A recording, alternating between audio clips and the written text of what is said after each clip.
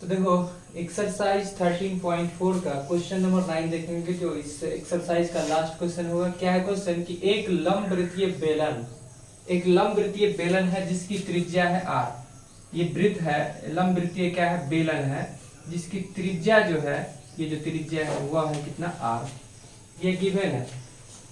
एक गोला को पूर्णतया घेरे हुआ है, एक गोला है, ये गोला, इसके अंदर एक गोला है, जिस गोला को ये बेलन जो है पूर्णतः घेरे हुआ है। कहने का मतलब है कि गोला का ऐसा मतलब जितना साइज है ना, उसी साइज का क्या है, बेलन भी है, कि ऊपर से भी टच कर रहा है और नीचे का भाग तो टच करेगा ही उसके अंदर डालेंगे तो निचला हिस्सा भी टच कर रहा है और ऊपर वाला हिस्सा भी यहाँ एकदम टच कर रहा है लेवल में, और साइड का हिस्सा भी टच कर रहा है, दोनों साइड का हिस्सा भी टच कर रहा है। इससे क्या स्पष्ट होता है कि इसके अंदर जो गोला है वह गोले का भी त्रिज्या r ही होगा। इस गोले की भी त्रिज्या क्या होगी, r ही होगी, होगा ना, तब ना टच कर रहा है सभी साइड से, तो गोले की त्रिज्या भी होगा r।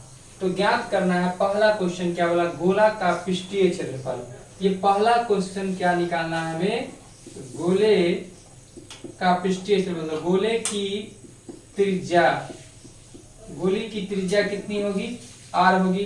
क्यों r होगी, क्योंकि बेलन का जितना त्रिज्या है उतना ही गोले का त्रिज्या है। और क्यों है, क्योंकि इस बेलन को गोला सभी दिशाओं में टच कर रहा है, ऊपर नीचे दाएं बाएं सभी दिशा में टच कर रहा है, तो इसका भी त्रिज्या सेम होगा।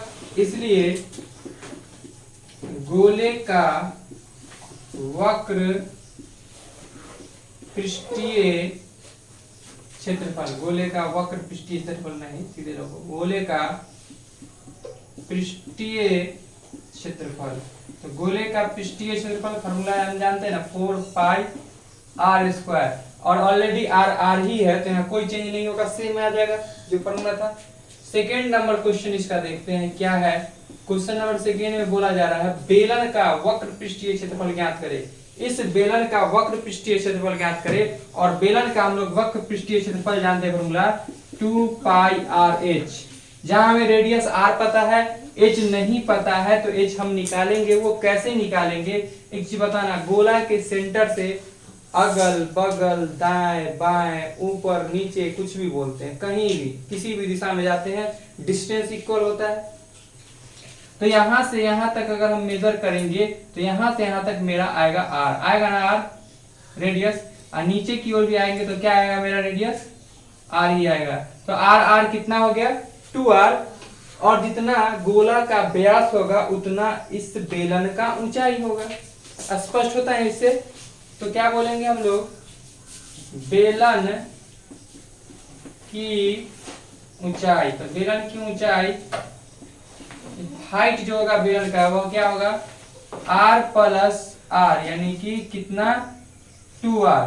क्लियर है। और बेलन का त्रिज्या तो हमें पता ही है, क्या है त्रिज्या, त्रिज्या तो r ही है, त्रिज्या तो r ही है।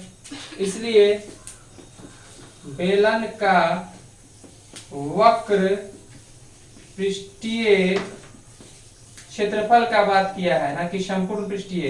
तो बेलन का वक्र पृष्ठीय, तो पहले ही बता दीजिए, वक्र मतलब दीवार, सिर्फ दीवार। तो दीवार क्या हो जाएगा इसका, 2 पाई r h। फॉर्मूला हो जाएगा 2 के जगह पर 2 है, पाई की जगह पाई रहने देंगे, r के जगह पर r रहने देंगे, और h के जगह पर क्या लिख सकते हैं हम लोग, 2r लिख सकते हैं। तो 2 दूनी 4 पाई r गुने r स्क्वायर। तो हमने यहाँ पर क्या देखा कि गोला का जो पृष्ठीय क्षेत्रफल था वह बेलन के पृष्ठीय क्षेत्रफल के बराबर आ गया। देख लो मिला करके आ गया ना, सेम। कब ऐसी स्थिति उत्पन्न हुई, जब गोला का त्रिज्या, ध्यान समझना, जब गोला का त्रिज्या बेलन की त्रिज्या के बराबर और गोला का व्यास बेलन के व्यास के बराबर हो। क्या, और एक चीज, और हाइट क्या हो, ऐसे बोलेंगे, हाइट क्या हो, तो जितना गोला का व्यास हो उतना अगर बेलन का हाइट हो जाए, तो उस स्थिति में क्या देखे हमने देखा कि दोनों का कर्व सरफेस एरिया इक्वल है। कर्व सरफेस एरिया यानी कि पृष्ठीय क्षेत्रफल। हालांकि बेलन का बात में करेंगे तो कोई बेलन में ऐसा कुछ बात नहीं होता कर्व और टोटल सरफेस, ऐसा कुछ नहीं, क्योंकि सभी हिस्सा दिखता है इसका। लेकिन अगर इसका बात करें तो वक्र मतलब होता है इस स्थिति में दीवार होता है, चारों दीवार, बेलन हो, घन हो, घनाभ हो, ऐसी स्थिति में शंकु हो। ठीक है, आगे क्वेश्चन क्या बोला, ऊपर 1 और 2 में प्राप्त क्षेत्रफल का क्या निकालना हम लोगों को, अनुपात। तो लिख देंगे 3 नंबर क्वेश्चन में क्या चीज, इसलिए गोले का पृष्ठीय क्षेत्रफल और बेलन के पृष्ठीय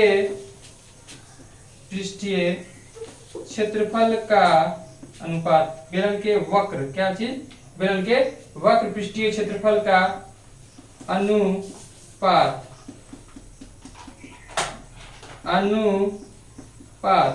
तो अनुपात बराबर क्या, तो पहले गोला का, तो क्या गोला का है 4 पाई r स्क्वायर, और बेलन का क्या है, तो बेलन का भी आ गया 4 पाई r स्क्वायर, एक एकम एक, एक एकम एक, एक एक मतलब एक एकम एक नहीं, 4 पाई r स्क्वायर से 4 पाई r स्क्वायर 1 टाइम्स कैंसिल, नीचे वाला भी 1 टाइम्स कैंसिल है कि नहीं, और काटेंगे तो 0 थोड़ी होगा, 1 बचेगा ना, तो हम 1 को लिख सकते हैं 1/1, क्योंकि अनुपात का बात कर रहा है। क्या अगर कोई लिखता है, ये देखो ध्यान समझना, 4/2, इसको हम ऐसे भी लिख सकते हैं, 4 2 दूनी 4 और 2 एकम 2, 1/2 लिख सकते हैं। क्यों लिखेंगे, क्योंकि 1 में 2 से भाग लेंगे 2 ही आएगा, इसको अनुपात में लिखना था, तो यहाँ से हमें अनुपात क्या निकल गया है, 1:1। तो यही मेरा होगा फाइनल आंसर इस 3rd नंबर क्वेश्चन का, तो नोट करेगा।